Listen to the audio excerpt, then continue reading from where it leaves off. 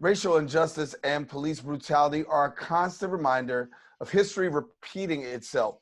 The police involved death of George Floyd displays the structural racism in America, which is embedded in society. The protests occurring across the country give a voice to actually people about the mistreatment and the inequality and inequity in communities of color, particularly amongst African Americans, the things that African Americans face on a daily basis in today's society.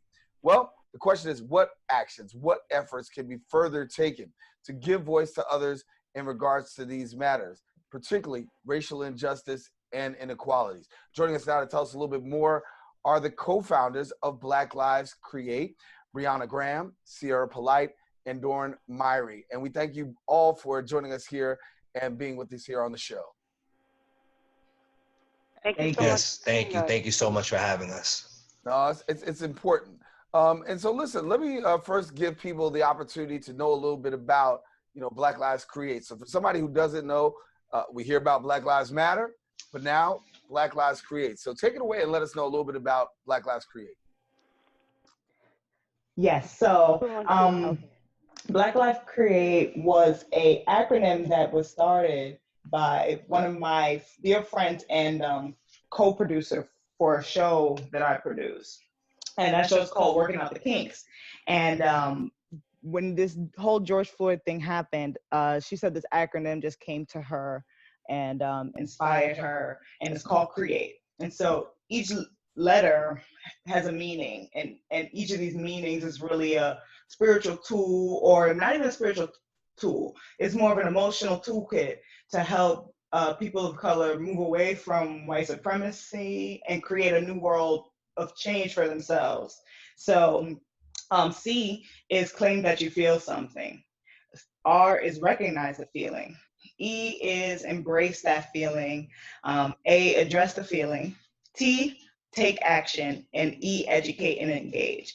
And as we go on and our movement gets bigger, we can better articulate what each of those things mean and how they look. And but for right now, we're kind of the example of how Create was manifested through our emotions and not kind of knowing what to do with them, except use our tools and use our gifts to bring light and happiness and joy to our community when all this is happening. So yeah. Excuse me if my speech just sounds a little weird because I hear echo. But yeah, it's a little technical difficulty, but please stand by. We're good.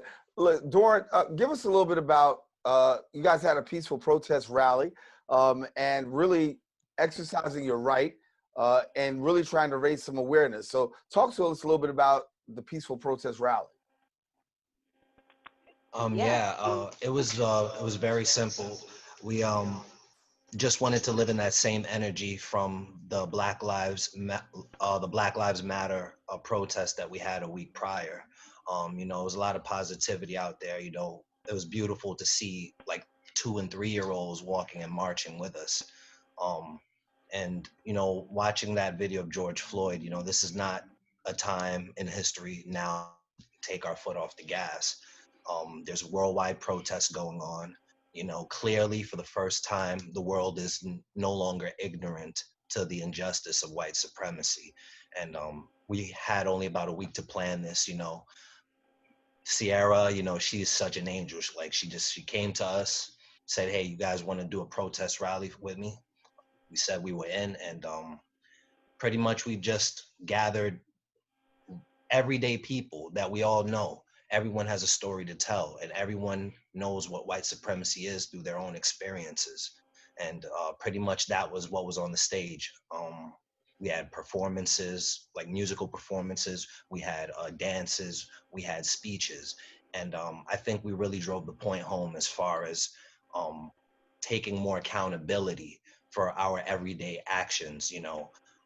I've said this example before, going into a store and buying a piece of gum and simply just asking before you buy the gum, where was this company when the knee was on my neck and I couldn't breathe? America as a whole was silent. So, we have to take more accountability and keep a better eye on our children and what they're taking in, because information is a powerful thing and the wrong information is very detrimental. So really monitoring what our children are doing and being more active role models, encouraging them to want to learn how to make money rather than be a consumer. This stuff is not taught to us in schools. You know, we're taught how to be societal workers. You know, most people go to college, and I would never downplay college. I went to college. I totally benefited from it, but most people also end up workers. So that tells you that there are things that they are omitting from the educational experience that's critical for us as a Black community to move forward. Black Lives Create movement is a platform for artists, poets, anyone with a Let me bring talent to Sierra. express themselves. Mhm. And Yeah. I wanted to bring Sierra in, and I wanted to bring Brianna back to this question because we talk about create. And I think a lot was created after seeing the death of George Floyd. We can all admit that. Yes. A lot of things happened. But Yes. I want, Sierra, if you could take a moment, and also Brianna to weigh in. As a woman, to see George Floyd and to see his life snuffed out, and then to hear him call for his mother. As a woman, what did that do for you? It devastates me because I absolutely. Hello, everyone. Hi. I want Hey, to what's repeat up, that. Sierra? It absolutely Hi, guys. It absolutely devastates me. Honestly, I'm not a mother yet. I absolutely can't wait to be one. I currently volunteer at the Queensboro Correctional Facility, which is a kind of a work program or release jail for men, and predominantly they're African American or Latino men that I share a healing workshop with once a week. And I'm doing that from the heart. I'm doing that because many of my own family members have been incarcerated. And I'm doing that because I really do also empathize with the Black male plight. In my own intimate relationships, I've seen it happen. I've seen the mirror of our people, our men being attacked and not being able to really find a place where they can really fully express and grow and not be stifled emotionally, spiritually, physically, in any way. I feel like Black women, right now, we are the most, and it's statistically correct, that we are the most entrepreneurial and the most educated in the whole nation of America right now. And I think it's time for us to, I don't care how angry or how unloving Black men are of us, I want us to teach them again how to love, how to continue to, we're going to, instead of just be educationally, in the leadership ranks, also when it comes to being able to turn around and lift up our whole community. Yes. So it's devastating. I'm absolutely personally angry about it. And that's why I decided to create something like that. I was personally raised by my father primarily. My mom got out of jail when I was 8, 9, and then went back and forth and then stabilized around 15. She's a beautiful soul. My father was my absolute rock and is exactly why I am who I am today. It's why I named my business after. So our men they have the gift of young or male energy, being able to create as well, being able to find structure and provide and protect, and so many other gifts. And their kingship needs to be uplifted, and we need to continue to fight so we can bring so much back into balance. Yeah, and I'm going to ask the question about also the racial injustice. We know that racial injustice is huge. That's why Black Lives Matter has really been at the forefront of really raising that. A lot of other organizations as well, raising their voice about racial injustice. I've been asking the question all show long about the allies, because when we look at allies, we're seeing more and more rising up and saying enough is beyond enough. What do you make of the fact that we are seeing more allies in this particular death, the death of George? I absolutely love that you asked that question. I hope I didn't cut you off. No. Go ahead. So excited that you asked that question. Absolutely. So I think it's great. I think it's just groupthink or human as well.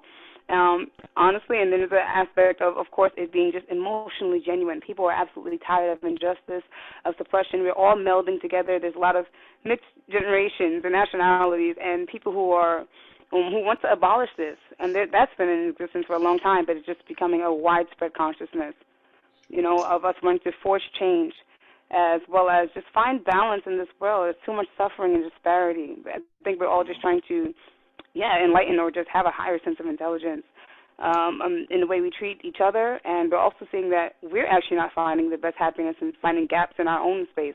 Why is it that I can't achieve this, or I'm still feeling depressed or imbalanced in this way, or something feels unsettled? A lot of times it's, that personal experience is a microcosm of what's going on in the world. It's my true belief. Yeah. And so I'm feeling people just want to just be brave and heighten the consciousness. I think it was enough people, and we're all tired of it, and it's allowing other people who may have not felt strong enough to stand up on their own for that, or solidly even make a choice, and that's okay. You're all welcome. Please come. Please learn. Please support.